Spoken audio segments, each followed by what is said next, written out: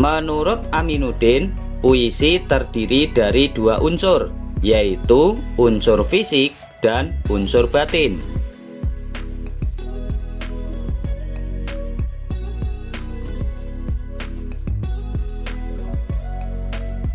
Struktur fisik puisi terdiri atas diksi, pengimajian, kata konkret, bahasa figuratif atau majas, versifikasi atau persajakan, dan tipografi atau perwajahan. Sedangkan struktur batin puisi terdiri dari tema, perasaan, nada, suasana, serta amanat atau pesan yang terkandung dalam puisi. Namun, dalam pembahasan video pembelajaran kali ini, kita akan memfokuskan pembahasan terhadap unsur-unsur puisi berupa 1. Majas dalam puisi, 2. Irama dalam puisi, 3. Penggunaan kata berkonotasi, 4. Kata-kata berlambang dalam puisi, dan 5. Pengimajinasian dalam puisi.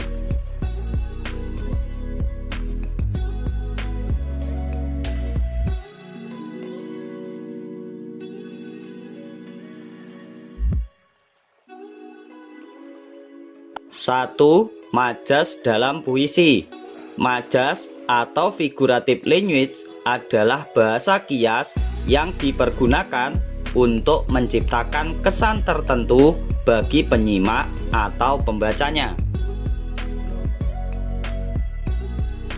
Bahasa kias yang dipergunakan dapat berupa perbandingan, pertentangan, perulangan, dan perumpamaan.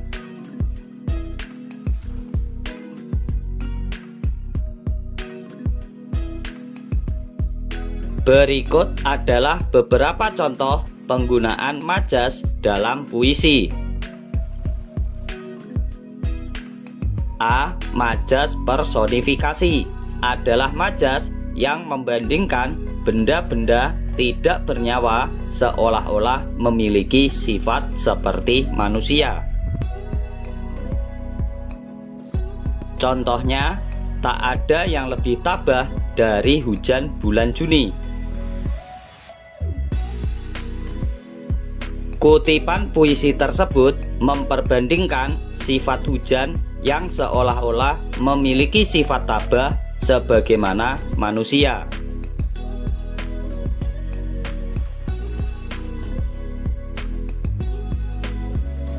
B. Majas hiperbola adalah majas yang memberi kesan untuk melebih-lebihkan suatu hal dibandingkan dengan kenyataan sebenarnya. Contohnya, kulitnya putih seputih susu, wajahnya bersinar menyilaukan mata, membuat hati bertanya-tanya, mampukah aku memilikinya?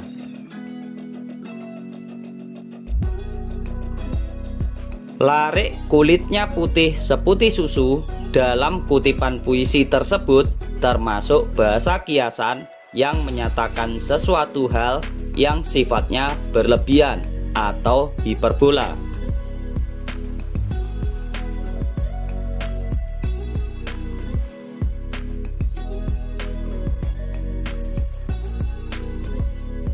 C. Majas simile atau asosiasi adalah bahasa kiasan yang menyatakan suatu perumpamaan secara langsung dengan membandingkan suatu hal yang hakikatnya berbeda namun dianggapnya sama dengan menggunakan kata pembanding. Kata pembanding tersebut dapat berupa bagai, bak, seperti, laksana, seumpama, bagaikan, semisal, serupa, dan sejenisnya. Contohnya, kau bagaikan angin, mengalun lembut di sela hatiku, berdesir bagai semilir, menyejukkan jiwaku. Lari kau bagaikan angin dalam kutipan puisi tersebut mengisyaratkan perbandingan atau perumpamaan antara kau dan angin dengan menggunakan kata pembanding bagaikan.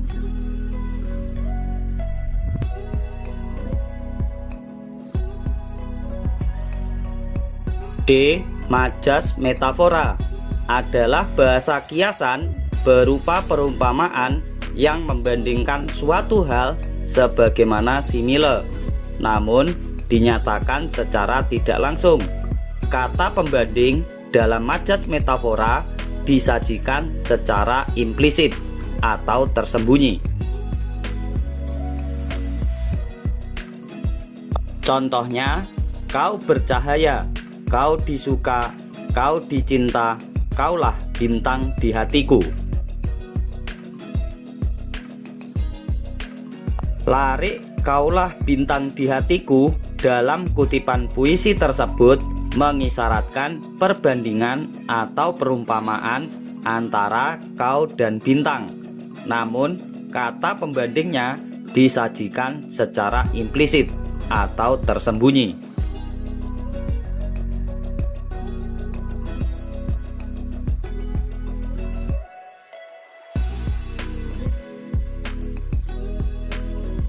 E. Majas ironi merupakan majas untuk mengungkapkan sindiran dengan menggunakan pertentangan di dalamnya. Penggunaan pertentangan dalam majas ironi bertujuan untuk memperhalus sindiran tersebut. Contohnya, dalam gelap cahaya kota, kami bisa tertawa. Dalam setiap dengkuran anak yang kelaparan, kami bisa tersenyum memandangi bakul dan piring yang tak kunjung terisi. Kutipan puisi tersebut menyatakan suatu sindiran yang mempertentangkan suatu keadaan seseorang yang masih bisa tersenyum walaupun dalam keadaan kelaparan.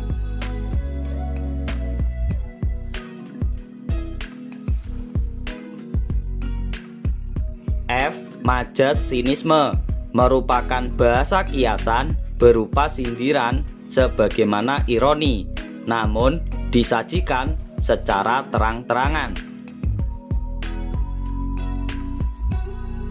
Contohnya, langsung saja bicara padaku jika ada hal yang dibicarakan. Jangan berlagak manis di depan lalu di belakang menghinaku.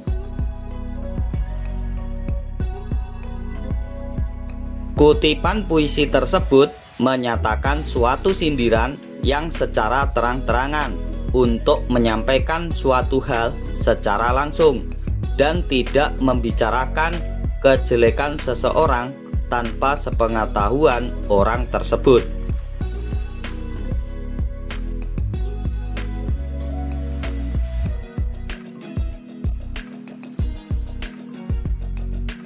G. Majas paralelisme adalah majas perulangan yang tersusun dalam baris yang berbeda.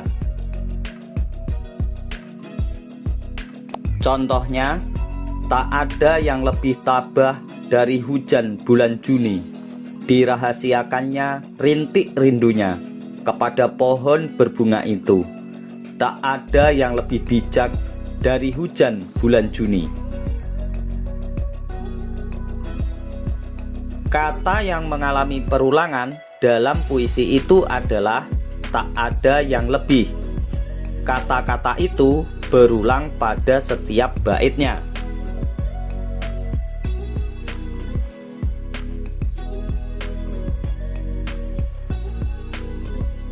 Dua, irama dalam puisi. Irama atau musikalitas adalah alunan bunyi yang teratur dan berulang-ulang.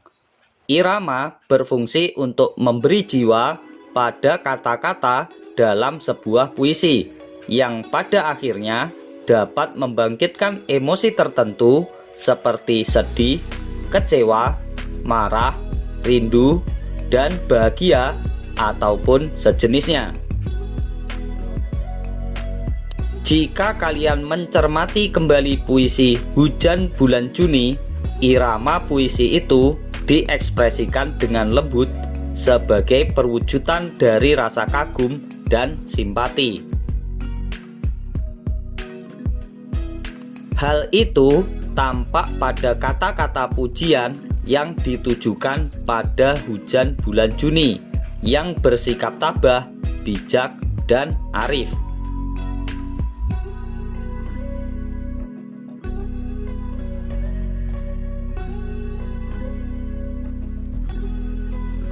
Tiga, penggunaan kata berkonotasi. Kata konotasi adalah kata yang bermakna tidak sebenarnya. Kata itu telah mengalami penambahan makna, baik itu terjadi berdasarkan pengalaman, kesan, maupun imajinasi dan perasaan penyair. Perhatikan kembali puisi Hujan Bulan Juni. Kata-kata yang bermakna konotasi dalam puisi tersebut sebagai berikut.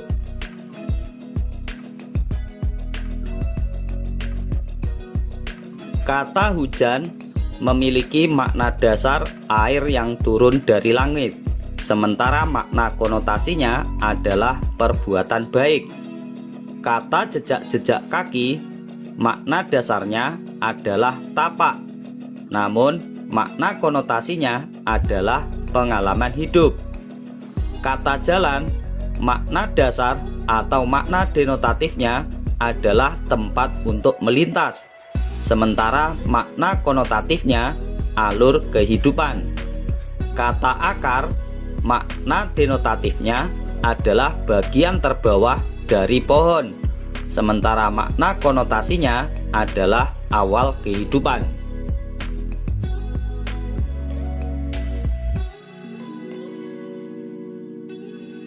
Perlu kalian ketahui bahwa penerjemahan makna konotatif di dalam puisi akan menuntun kita dalam memahami maksud sebenarnya dari puisi tersebut.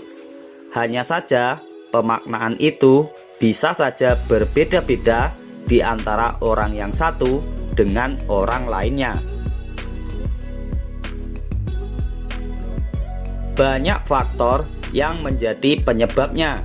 Di antaranya adalah tingkat pemahaman terhadap kata, penguasaan terhadap pengimajian puisi, tingkat latihan, dan berbagai pengalaman pribadi.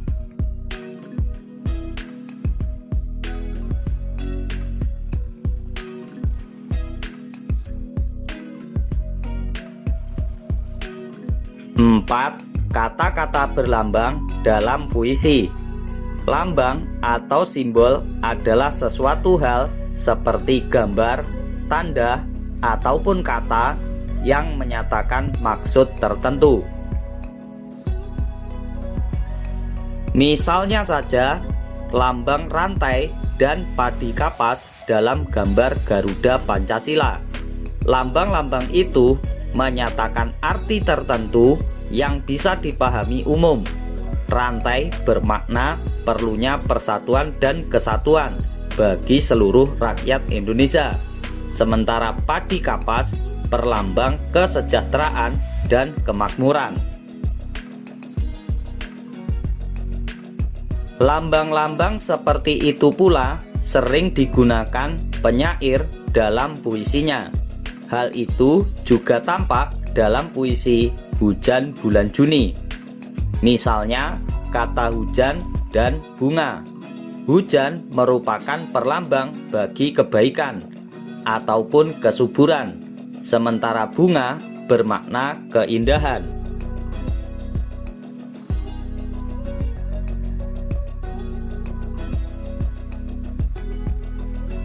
5. Pengimajian dalam puisi. Pengimajian adalah kata atau susunan kata yang dapat menimbulkan khayalan atau imajinasi. Dengan daya imajinasi tersebut, pembaca seolah-olah merasa, mendengar, atau melihat sesuatu yang diungkapkan penyair.